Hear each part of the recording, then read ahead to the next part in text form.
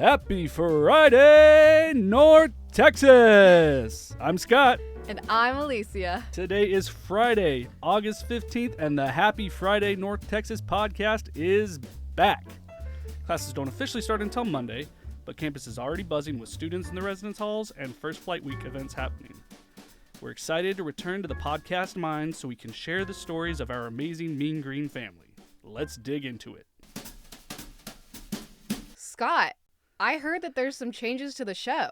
Yeah, we're going to be trying some new things. We're going to start out by putting out shorter weekly episodes, and we may also try some different formats. There may be some solo hosted episodes. We may bring on some guest hosts. Just try some different stuff, see what sticks with our listeners, and find new ways to connect with our students, alumni, and the wider UNT community.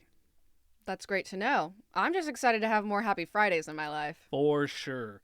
We're going to stay flexible. If the new format isn't working for whatever reason, we may switch back to every other week. Unfortunately, as you know very well, Alicia, the podcast is not the only thing on our to-do list. Don't I know it? So what are we talking about in this season's first episode?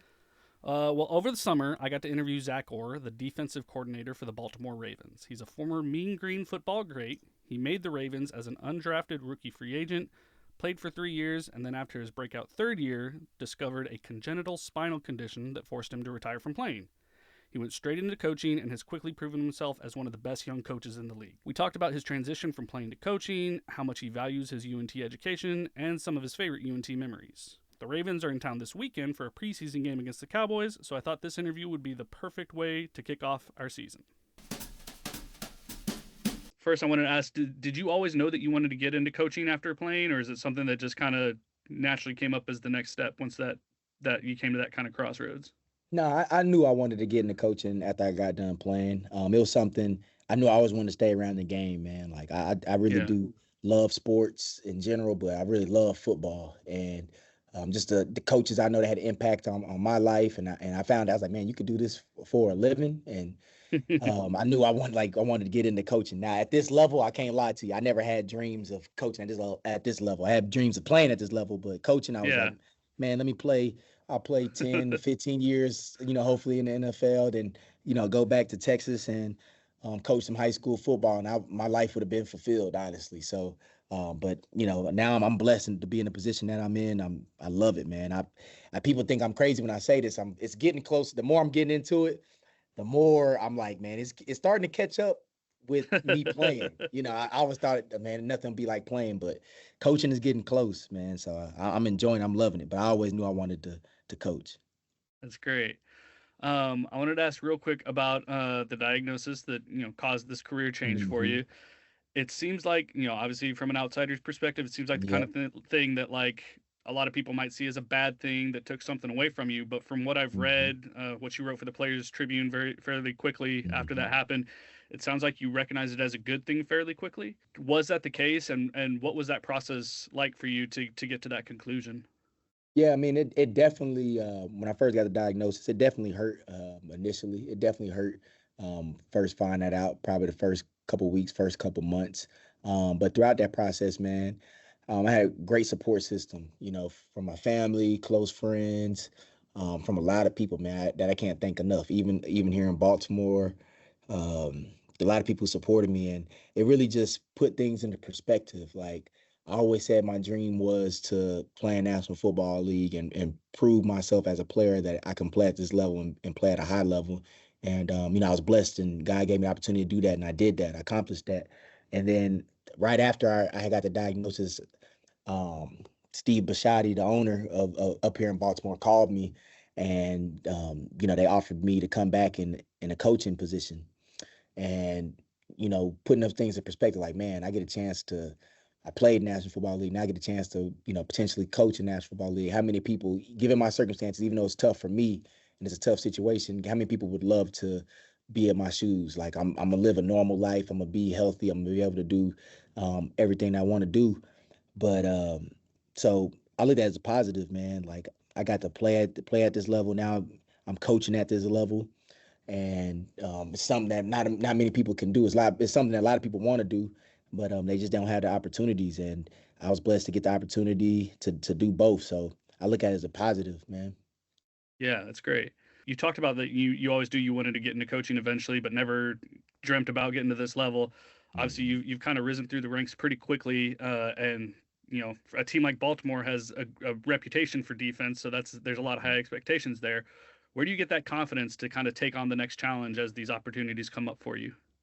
And I think it's just a combination of work ethic. Like we always talk about, it's funny, we was talking about this today in our meetings. How you do anything is how you do everything. And my parents, they kind of instilled that in me since I was younger, man. It's like if you're gonna do something, make sure you put your all into it and work at it. And if you're gonna do something, as I'm getting older, if you're gonna do something, make sure that you love it. And obviously I love it. So that gives me the confidence. And then just that, I wouldn't be put in a position if I wasn't ready for it. So yes, is it challenging? Is it tough? Is it demanding? Does it have its downs? Of course, but shoot, I'm a competitor. I love to compete, man, and this is at the highest level. So if you ask to be in a position, you got to take everything that come with it. So, but really just the work ethic and being put in a position, and then just the support system here in Baltimore, the coaching staff that I have around me, the players, and then my family and friends away from here as well. So that's what really gives me the confidence. That's great. I want to go back to your UNT days a little bit. Hmm. Thinking back, what made you choose to come play at UNT? Man, so it was crazy. Like growing up in DeSoto, which isn't far, it's probably like 40 miles south Hmm. of Denton, something like that, maybe 50. But I didn't really know much about North Texas until they offered me a scholarship. And so I said, let me take my visit. I took my official visit up there, and I saw the potential. Like they broke ground on a new stadium. So I said, okay, Hmm. and the stadium's actually is going to get built. They wanted me badly. The coaching staff there, Coach Dodge and those guys who recruited me, they wanted me badly. And then it was far enough away from home, but close enough that my people can come up and see me at any point in time, and I could always go home. But I didn't feel Yeah. like they can come up and spy on me. And then probably the most important thing was on my visit, it was Breland Chancellor, Brandon Bird, Mason Y. Barbo, Will Wright, Anthony Johnson. These are guys who I ended up signing with, and we just built a chemistry. It felt like I knew those guys for that weekend. I felt like I knew those guys for 4 or 5 years. So Hmm. I was like, man, and they were some good, talented players as well. So they honestly, the people I was on my visit with, ultimately made me decide, like, man, this is where I want to be at, because I'm gonna have a good time with them. They want to work hard and they want to turn the program around as well. So that's what led me to go there. Yeah. You mentioned the coaches recruiting you hard, wanting you to come here. Were there any coaches that made a big impact on you while you were here? And maybe now that Yeah. you're coaching, sometimes you think about like how they coached you up and you kind of employ those lessons? Yeah, man, it's a lot of coaches. Shoot, man, both of my head coaches, Coach Dodge, even though he was only there with me my freshman year, he made an impact. Just it was a lot of adversity that he was facing, that we were facing as a team. Just how he stuck through it all and got us to play hard and do things the right way on and off the field. Coach McCarney came in, took me in and kind of treated me like I was like his son, and I appreciate that, man. Look out for me. He's just giving me nuggets about how to be mature, how to grow as a leader. And then Coach Morgan, who was my linebacker coach my freshman year, Coach Anthony Weaver was big for me. He was my coach my sophomore year. He actually played here in Baltimore and actually coached with him for a couple years up here in Baltimore, man.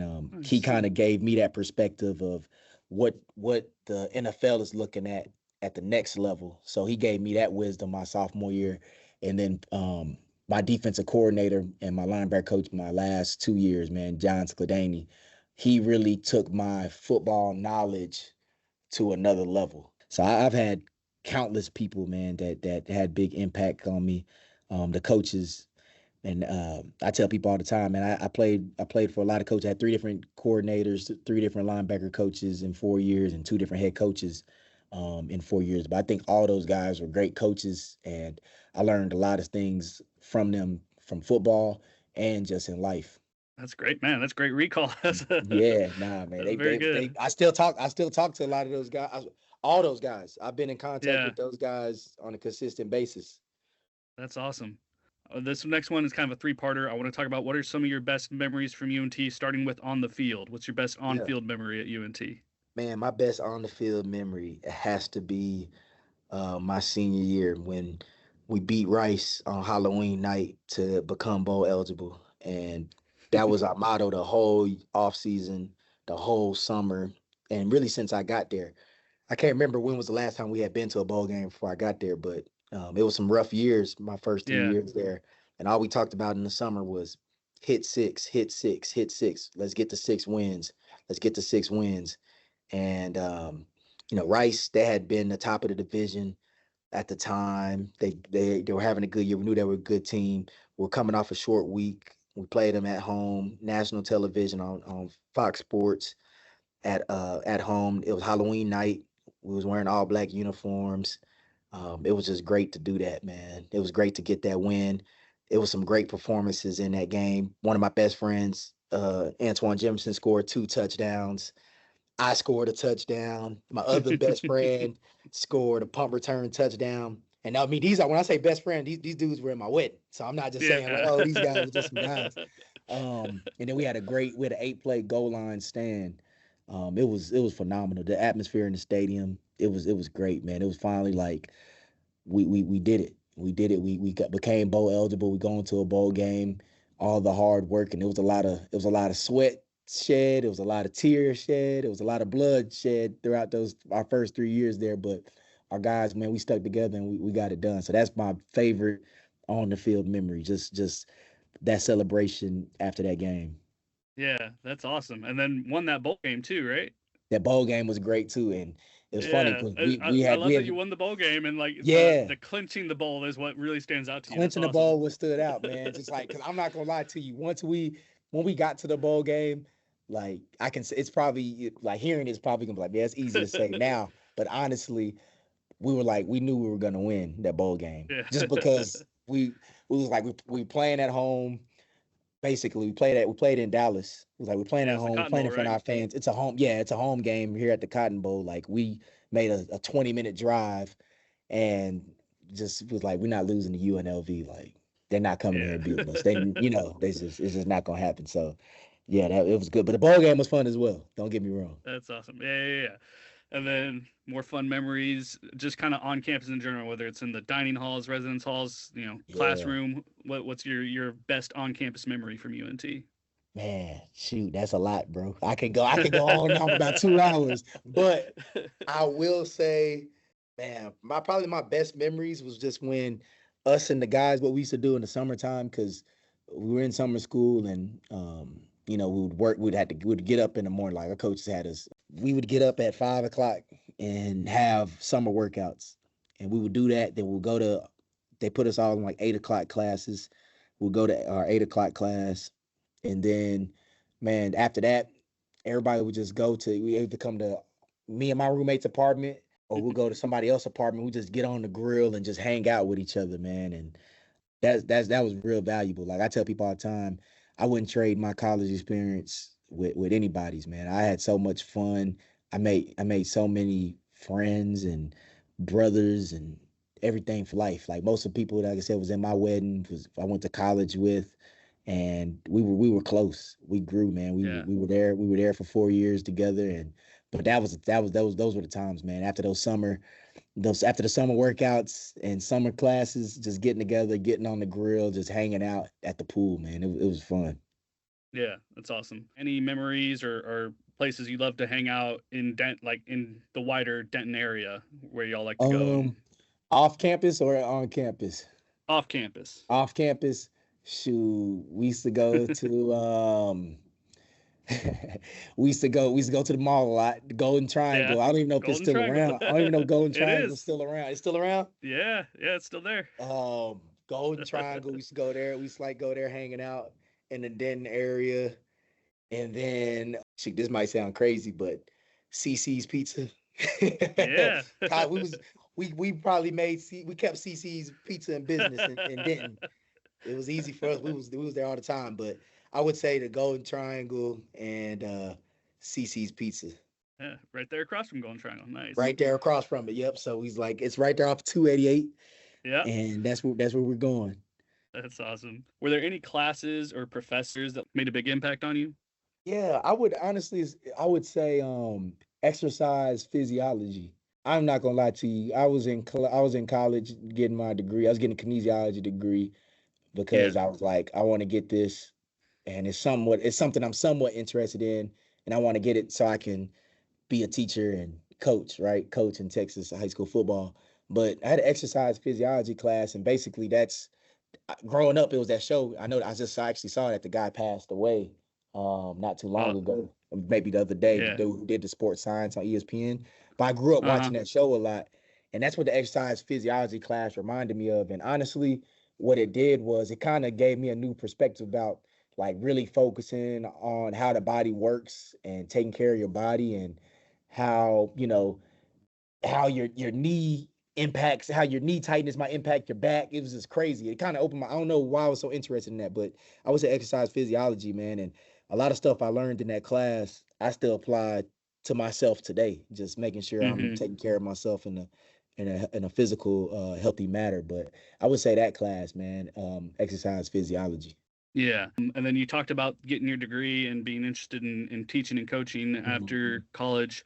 I know that the schedule of a student athlete can just be ridiculously Yeah. demanding, and sometimes the degree doesn't always get finished. Was that something that was really Mhm. important to you to finish your degree while you were here? It was real important. Shoot, it was. Hey, look, it was gonna happen regardless whether I wanted it to or not, because I got a chance. I earned the opportunity to get my college paid for, which not a lot of people get the opportunity. And I think getting a college degree is important. Just it shows you that, man, you were able to start something, and everybody who's went to school, no matter what your degree is in, you know that you're growing as a young person. You're growing. You got stuff outside of school that you have to deal with. I think finishing and getting your degree shows that that you can finish and complete something, that you had to go through some stuff and you were able to see it through. But yeah, I knew I was gonna finish, man, because the day after I graduated high school, this is funny. Day after I graduated high school, my parents took me to Denton, and I started class that Monday. I graduated Saturday night. It took me Sunday morning. I started summer school class Oh, that Monday wow. morning, and I took 12 hours in the summer. Like that was part of my. Dang. So I want, yeah. So I wanted to go to North Texas. So when I told my mom and dad I was going to North Texas, my mom was like, her only thing she wanted to know that she was gonna be cool with was, can he start summer school and take 12 hours? And they were like, Mrs. Orr, that's a lot. He can do it. He can do it. So yeah, I was on track actually. So the good thing about it was I was able to finish. I was basically done with my degree after my junior year. Oh, So wow. I didn't get into the thing is I didn't get into grad. I didn't do grad school my last year because I was still working on my teacher certification after I graduated. You had to Hmm. do like certain amount of hours to get your teacher certification, visiting Yeah. schools and going to that. So but yeah, I was done with my degree. I was done with by the time my junior year because I was in Maymesters, summer school. I never had a break really going home. Yeah. That's intense, man. Did you do student teaching? Yeah, I definitely did. So the last part of it, crazy enough, this is crazy right here. So I was going to schools, doing the student teaching, and then the last part, the way that class was set up, you had to finish the rest of it in the spring. So what I Mm. did was I had to have a tough conversation with my mom, and I said, Mom, look, I got one shot to try to make the National Football League. I need to dedicate my time. I can always come back and I can always finish this teacher certification. Yeah. And she bit at it a little bit, but she understood, and I'm glad she did that. So I never finished my teacher certification. So, but yeah, I did do the student teaching, it was fun, man. I was enjoying it. It was Yeah. good. Where did you student teach at? Out of curiosity. Shoot, man, I used to go to Geyer, Denton Geyer. Went up Yeah. there a couple times, and then I can't remember. It was a couple elementary schools and middle schools. I can't remember those names, but I remember Geyer specifically That's as crazy. a I high remember how school. many. I wonder how many of those kids remember having Zach Orr as a student teacher. Yeah, I know, right? All right, Zach. Those are all the questions I have. Thank you so much for taking the time to talk to me today. I really appreciate it. I mean, I appreciate y'all, man. Anybody that knows me knows I bleed black and purple, but I bleed green as well. There we Me and go. green is important to me, man. I'm a proud alumni, man. I'm a proud alum. Love that. Can we end it with the Go Mean Green? Go mean green, baby. Me and him are basically twins. We love hanging out at the Golden Triangle Mall and the CC's across the street. Yeah, I was really amazed by his recall. Like all those details he had about the Halloween night game his senior year, that was amazing. It was awesome to see someone who's gone on to accomplish so much, and his time at UNT still really means a lot to him. Check the show notes for a link to my full story on Zach, and alumni, keep an eye on your mailbox this fall when it comes out in the North Texan. Well, that's a wrap on this week's show. Don't forget to tell a friend about Happy Friday North Texas. Share it on social media or leave us a rating and review wherever you listen. If you have an idea for a future show or want to share your thoughts with us, our email is podcast@unt.edu and our cellular is 940-565-4341. Until next time, we hope you have a happy Friday, North Texas. And go Mean Green.